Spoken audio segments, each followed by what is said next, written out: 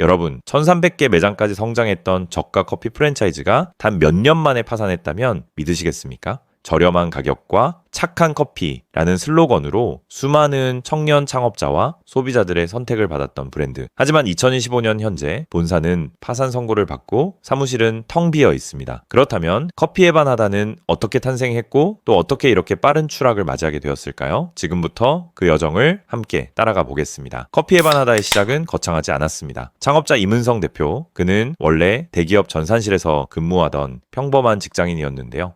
이후 이랜드 그룹의 더 카페 사업에서 경험을 쌓으며 언젠가 자신만의 브랜드를 만들겠다는 꿈을 키워왔습니다. 그가 주목한 것은 착한 커피, 다시 말해 저렴하지만 품질 좋은 커피였습니다. 당시 시장은 두 가지로 나뉘어 있었는데요. 스타벅스 커피빈 같은 고가 프리미엄 브랜드, 그리고 이디야처럼 보급형 브랜드였습니다. 하지만 그 사이 중저가 플러스 생활 밀착형 카페 영역은 비어 있었죠. 임 대표는 바로 그 틈을 파고들기로 한 겁니다. 2011년 경기도 파주의 막다른 골목 5평 남짓한 점포에서 1호점이 문을 열었습니다. 화려한 인테리어도 넓은 매장도 아니었죠. 하지만 현장 감각과 비용 최소화 전략 덕분에 운영은 안정적으로 자리를 잡았습니다. 그가 내세운 철학은 명확했습니다. 가맹점이 살아야 본사가 산다. 그래서 내놓은 파격적인 조건이 바로 사무정책이었습니다. 가맹비, 보증금, 로열티, 교육비 이 네 가지를 모두 받지 않겠다는 선언이었죠. 이 정책은 창업자들의 진입 장벽을 크게 낮췄습니다. 적은 돈으로도 카페를 열 수 있다는 장점 때문에 소자본 생계형 창업자들의 큰 호응을 얻으며 브랜드는 빠르게 입소문을 타기 시작했습니다. 파주 골목의 작은 카페에서 시작한 커피에 반하다는 곧 폭발적인 확장을 경험하게 되는데요. 매출이 안정되자 임은성 대표는 과감히 가맹사업 개발에 착수했습니다. 결과는 놀라웠습니다. 창업 5년 만에 335점, 7년 만에 700호점, 9년 안엔 무려 900호점을 돌파하죠. 커피 시장에서 무명 브랜드였던 커피에 반하다는 어느새 전국적인 프랜차이즈로 이름을 알립니다. 빠른 성장은 우연이 아니었습니다. 저렴한 가격과 품질, 최소한의 창업 비용, 그리고 사무정책이 실제로 효과를 발휘하며 점주와 소비자 모두의 니즈를 충족시킨 것이죠. 덕분에 커피에 반하다는 단순한 프랜차이즈를 넘어 상생 모델로까지 주목받게 되었습니다. 전국 점포 수는 1,300개를 넘어섰고 무인 카페만 300여 개를 운영하며 혁신적인 저가 커피 프랜차이즈라는 이미지를 얻게 됩니다. 그리고 그 성공의 기세는 멈추지 않았습니다. 본사는 곧바로 시스템 구축과 혁신에 박차를 가했는데요. 가장 먼저 안정적인 원두 공급망을 갖추기 위해 움직였습니다. 파주에 자체 로스팅 공장과 물류센터를 세워 전국 가맹점에 원두를 안정적으로 공급할 수 있는 기반을 마련한 것이죠. 이 덕분에 가맹점주는 품질이 균일한 원두를 안정적으로 공급받을 수 있었고요. 본사는 물류비를 통해 수익을 창출하는 선순환 구조를 갖출 수 있었습니다. 그리고 가장 눈길을 끈 건 첨단 기술 도입이었습니다. 커피에 반하다는 2020년대 인건비 부담이 커지자 무인 스마트 카페와 로봇 바리스타, 세계 최초 로봇 드라이브스루 매장을 선보였는데요. 차에서 내리지 않고도 로봇이 내려주는 커피는 언론에 대대적으로 보도되며 큰 화제가 됐습니다. 또한 무인 운영을 확장하기 위해 자체 AI 밴딩 머신 마르코를 도입했죠. 관공서, 기차역, 주유소 등 다양한 공간에 설치된 마르코는 24시간 커피를 제공하며 새로운 수익 모델로 주목받았습니다. 브랜드를 바나다 커피로 리뉴얼하며 필리핀 등 해외 시장 진출까지 시도했고요. 이처럼 커피에 반하다는 가격 경쟁력, 자동화 혁신, 안정적 공급망, 그리고 글로벌 비전까지 더하며 단순한 저가 프랜차이즈가 아니라 혁신을 추구하는 브랜드라는 이미지를 쌓아갔습니다. 하지만 화려한 성장 뒤에는 언제나 그림자가 있는데요. 커피에 반하다 역시 예외가 아니었습니다. 2023년 매출은 175억 원이었지만 불과 1년 뒤인 2024년엔 106억 원으로 39% 급감했습니다. 게다가 영업이익은 흑자에서 마이너스 18억 원 적자로 돌아섰고 순손실은 무려 54억 원에 달했죠. 결국 회사는 완전 자본 잠식 상태에 빠지고 맙니다. 가맹점 수도 줄어들기 시작했습니다.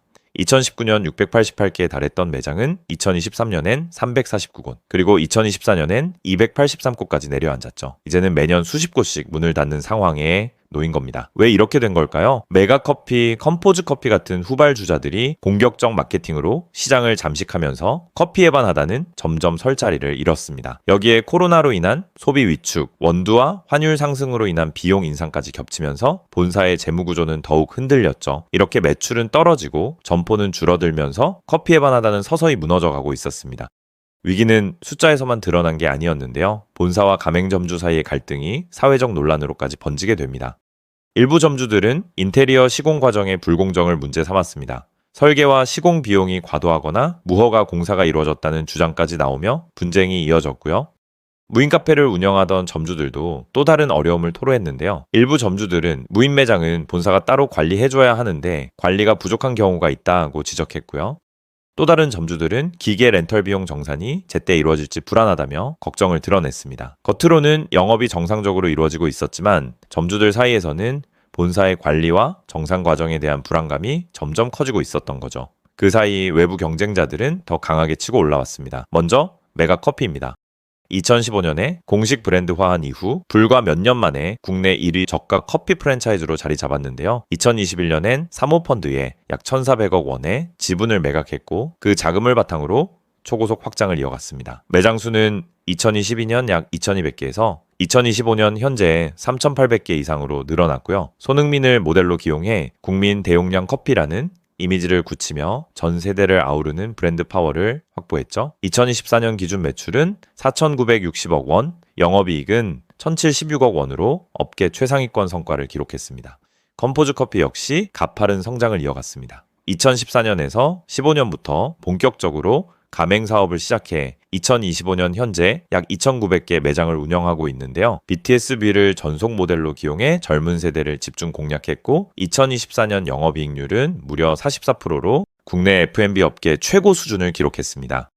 필리핀 최대 외식기업 졸리비푸드가 약 4,700억 원에 인수하며 글로벌 시장 진출 가능성까지 인정받았죠. 이렇게 메가커피와 컴포즈 커피는 스타마케팅, 공격적 확장, 안정적 수익 구조라는 삼박자를 모두 갖추며 저가 커피 시장의 확실한 주역으로 부상했습니다. 그렇다면 같은 시장에서 경쟁했던 커피 에반하다는 어땠을까요? 공격적인 스타마케팅은커녕 브랜드 개성을 살릴 전략조차 부족했습니다. 소비자들에게 남은 이미지는 단 하나, 싸다는 인식뿐이었고요. 하지만 문제는 싸다는 이유만으로 소비자가 매장을 찾는 시대는 이미 끝나가고 있었다는 거죠. 경쟁사들은 같은 저가 전략이라도 스타파워 트렌디한 이미지 대규모 시스템 지원으로 브랜드 가치를 끌어올렸습니다. 시스템에서도 차이는 분명했는데요. 메가커피와 컴포즈는 본사 차원에서 철저하게 품질을 관리하고 끊임없이 신메뉴를 개발하며 트렌드에 빠르게 대응했죠. 또 체계적인 교육과 운영 지원을 제공해 가맹점주들이 안정적인 수익을 낼 수 있도록 뒷받침했습니다. 반면 커피에 반하다는 무인 카페, 로봇 시스템 같은 실험적 시도를 했지만 정작 가맹점 수익 모델로 정착시키는 데 실패했습니다. 결국 혁신은 화제가 될 뿐 지속적인 경쟁력으로 이어지지 못한 거죠. 결국 커피에 반하다는 버티지 못했습니다. 2025년 6월 서울회생법원에서 파산 선고를 받으며 본사는 공식적으로 청산 절차에 들어갔죠. 경기도 파주에 있던 본사 사무실은 불이 꺼진 채 텅 비어 있었고 직원들도 모두 떠나 더 이상 가맹점을 관리할 힘조차 없는 상태인데요. 누적된 적자와 경영 실패 끝에 커피에 반하다는 결국 생존에 실패하고 말았습니다. 이미 그 2달 전인 2025년 4월 정보공개서 등록을 취소하며 신규 가맹 모집도 중단됐습니다. 남아있는 가맹점은 283곳 남짓에 불과했고 이들조차 본사의 지원이 끊겨 사실상 각자 도생의 길을 걷고 있습니다. 게다가 브랜드 상표권은 파산 절차 속에서 매각 대상에 올라 있는데요. 인수자가 나타난다면 새로운 계약을 맺어야 하고 그렇지 않다면 독립 카페나 다른 프랜차이즈로 전환할 수밖에 없습니다. 이제는 커피에 반하다라는 이름이 한국의 카페 거리에서 완전히 사라질 가능성도 점점 커지고 있는 상황이죠. 그런데 이런 추락은 한국만의 이야기가 아닙니다. 해외에서도 커피에 반하다와 비슷하게 경영 위기를 겪은 프랜차이즈들이 반복적으로 등장했는데요. 중국의 럭킨커피는 초저가 초고속 확장으로 단숨에 중국 최대 커피 체인으로 성장했습니다. 하지만 2020년 매출 조작 스캔들이 터지며 미국 증시에서 상장 폐지됐고 결국 법정 관리에 들어갔죠. 대부분의 저가 프랜차이즈가 위기를 극복하지 못한 것과 달리 럭킨커피는 예외적으로 위기 후 경영 정상화와 혁신을 거쳐 2025년 현재 중국 내 시장 점유율 1위를 다투고 뉴욕 등 해외 진출까지 도전 중입니다. 미국의 던킨은 네덜란드와 벨기에 시장에서 고전했습니다. 현지 소비자들은 빠른 테이크아웃보다 여유롭게 고품질 커피를 즐기는 문화에 익숙했고요. 르빵 꼬티디앙이나 커피 컴퍼니 같은 현지 브랜드가 강력한 입지를 다지고 있었죠. 결국 2024년 공격적 확장에도 불구하고 지역 문화에 적응하지 못해 파산과 함께 철수를 선언했습니다. 세계 최대 커피 브랜드인 스타벅스도 호주에서는 실패를 겪었는데요. 2000년대 초 빠른 매장 확장과 프리미엄 전략을 앞세웠지만 현지인들은 이미 로컬 카페 문화와 강한 커피 취향을 가지고 있었습니다. 결국 소비자 불만과 서비스 저하가 겹치면서 대규모 매장을 철수해야 했습니다. 이들 사례의 공통점은 분명한데요. 과도한 확장, 현지 시장과 소비자 문화에 대한 이해 부족, 본사 관리 부실, 가맹점과의 갈등, 그리고 브랜드 신뢰 붕괴. 결국 단순한 저가 전략이나 빠른 확장만으로는 지속 가능한 성장을 보장할 수 없다는 점을 보여주죠. 그리고 프랜차이즈에서 가장 중요한 건 본사와 가맹점, 소비자 모두가 함께 살아남을 수 있는 견고한 시스템과 신뢰라는 사실입니다. 여러분은 어떻게 생각하시나요? 커피에 반하다의 붕괴, 단순히 본사의 잘못일까요? 아니면 저가 커피 시장 자체의 구조적 한계 때문일까요? 그리고 앞으로 메가커피, 컴포즈커피 같은 브랜드는 같은 길을 걷게 될까요? 아니면 다른 미래를 열 수 있을까요? 여러분의 생각을 댓글로 남겨주세요. 이 영상이 유익하셨다면 구독과 알림 설정 그리고 하이프로 응원 부탁드립니다. 여러분의 관심이 다음 콘텐츠를 만드는 가장 큰 힘이 됩니다.